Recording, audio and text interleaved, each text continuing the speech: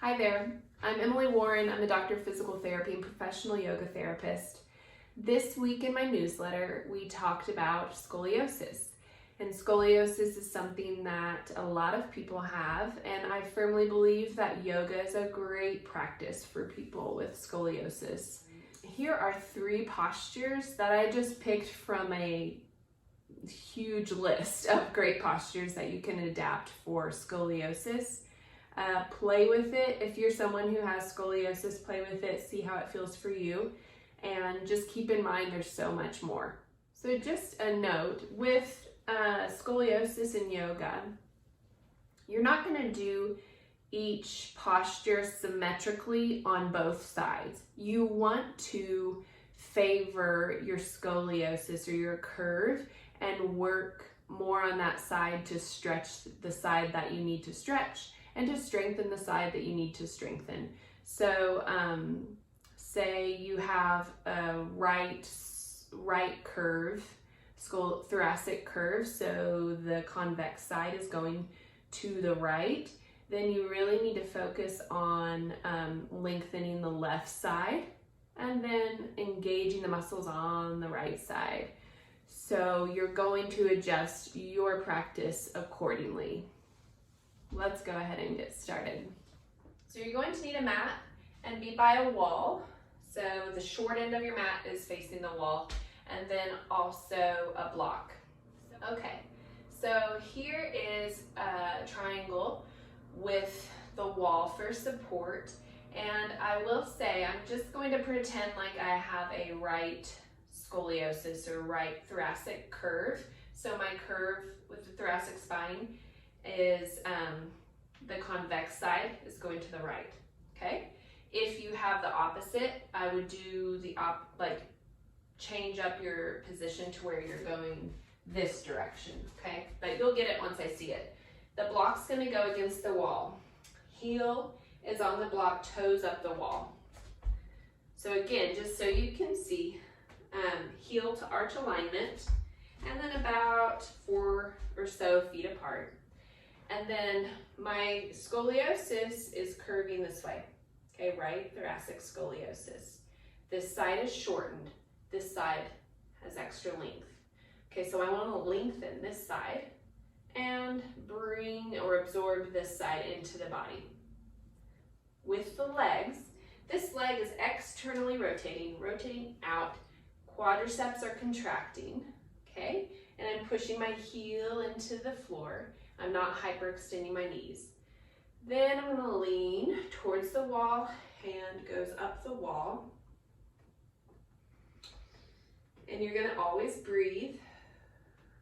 Quads contracting there on the front leg, not hyperextending. And then here, so I want to absorb this side into my body. I want to lengthen this side. So creep your fingers up the wall, lengthen this side. Absorb this side in, and you can even rotate a little bit up. And lengthen the left side. Absorb the top side. And breathing. Legs are strong. And you can stay here for a minute to a minute and a half. Whatever feels good. And then you can come out and out of it slowly. The hand drifts down. You can bend the knees to get out. And then come up. Okay. So if I have a scoliosis, I'm going to do the posture that fights against the curve twice or more than the other side. So I can still do this on the other side. I will do that, but if you have a scoliosis, I want you to do the side that fights against your curve twice. So let's go ahead and move into half moon pose with the wall. So this one, you're going to come to a point away from the wall to where you can kick your leg up the wall, but you'll have to play with it for a minute. I'm going to put the block down on the mat, okay? Foot goes out. You can start with heel and arch alignment, and then my hand goes forward. I'm going to bend my leg, and then I'm going to get my leg up on the wall. Okay? And I'm actually too far. As you can see, I'm a little too far away, so I'm going to take my foot back a little bit closer to the wall, and then other leg comes up. Okay?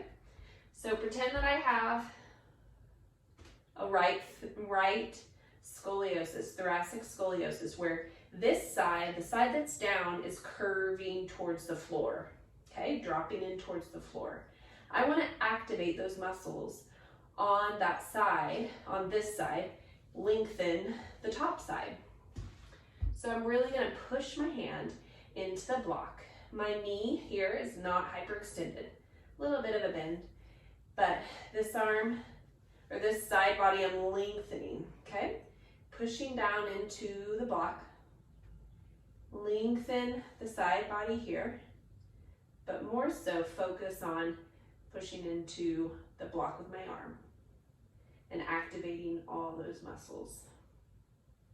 And of course, you're engaging your core here. You're pulling your belly in, back and up with every exhale.